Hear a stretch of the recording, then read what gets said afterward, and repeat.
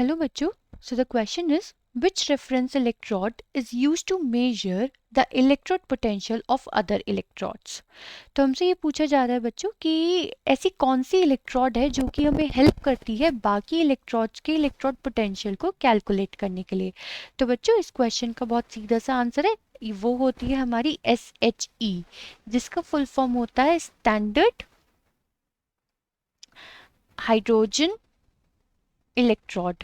और बच्चों हम इसको ही क्यों यूज करते हैं as a reference to calculate electrode potential दूसरी इलेक्ट्रोड्स के लिए, क्योंकि बच्चों जो SHE होता है इसका जो सेल पोटेंशियल होता है या फिर ये कह लीजिए जो इसका इलेक्ट्रोड पोटेंशियल होता है वो कितना होता है, वो होता है 0 वोल्ट के बराबर। तो जब कभी भी हम इस इलेक्ट्रोड के साथ किसी भी दूसरे एलिमेंट की इलेक्ट्रोड को अटैच करते हैं तो हम उसके इलेक्ट्रोड पोटेंशियल को ईजिली कैलकुलेट कर पाते हैं। क्यों? क्योंकि बच्चों जो हमारा ई सेल की वैल्यू होती है वो कैसे कैलकुलेट होती है, वो होती है हमारी ई कैथोड माइनस ई एनोड से। तो उसमें से क्या होता है, एक तो हमारी हो जाती है SHE और एक हो जाती है दूसरी, जिसकी वजह से हमारा जो एक वैल्यू होती है वो हो जाती है 0 वोल्ट और दूसरी वैल्यू को हम इजीली कैलकुलेट कर पाते हैं।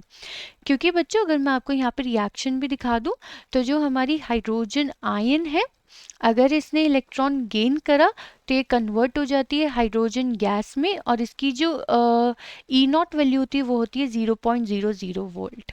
तो इसी वजह से बच्चों हम हाइड्रोजन या फिर ये कह लीजिए SHE को as a reference electrode use करते हैं दूसरी इलेक्ट्रोड पोटेंशियल को कैलकुलेट करने के लिए।